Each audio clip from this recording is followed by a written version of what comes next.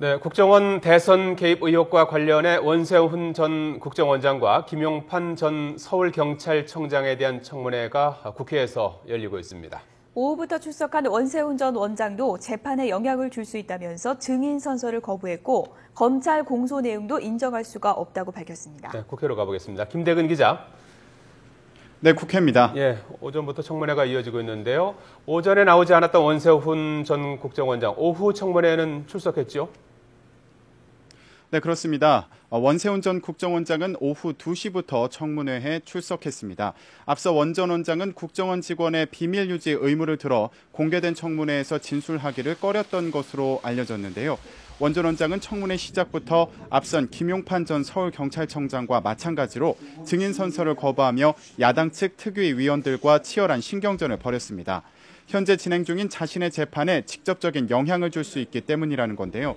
이에 대해 야당 특위위원들은 증인 선서를 거부한 것은 위증을 하겠다는 것이라며 원 전 원장이 오전 청문회에 불출석하는 등 무성의한 태도를 보이고 있다고 비판했고, 새누리당은 원 전 원장이 자신의 방어권을 위해 증언을 거부하는 것은 비판받을 일이 아니라고 맞섰습니다.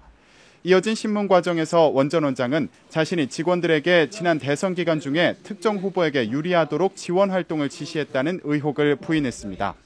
오히려 여러 차례에 걸쳐 직원들에게 엄중한 중립을 지킬 것을 지시했다고 강조했습니다. 또 대북 심리전단을 확대 개편한 것에 대해서는 정치 개입을 위한 것이 아니라 북한의 사이버 공격에 대응하기 위한 것이었다고 주장했습니다. 또 참여정부 시절에도 국정원이 한미 FTA와 남북 정상회담과 관련해 정권 홍보 댓글 작업을 했느냐는 질문에 그렇게 보고를 받았다며 댓글 작업이 국정원의 통상 업무라고 답했습니다. 그러면서 자신이 국정원의 정치 개입을 지시해 선거법을 위반했다는 검찰의 공소장 내용에 동의하지 않는다고 밝혔습니다. 논란 끝에 원 전 원장이 결국 청문회에 출석하긴 했지만 많은 부분에 대해 묵비권을 행사하고 있어 청문회 진행이 순탄치만은 않아 보입니다. 네, 오전에 있었던 김용판 전 서울경찰청장을 대상으로 한 청문회는 어떻게 진행됐습니까?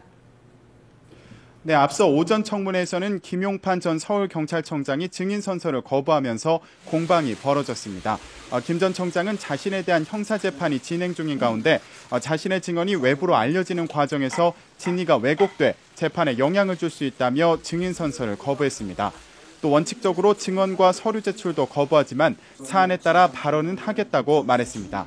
김 전 청장은 신문 과정에서 원 전 원장과 마찬가지로 자신이 대선 과정에 개입했다는 검찰의 공소장 내용을 전면 부인했습니다.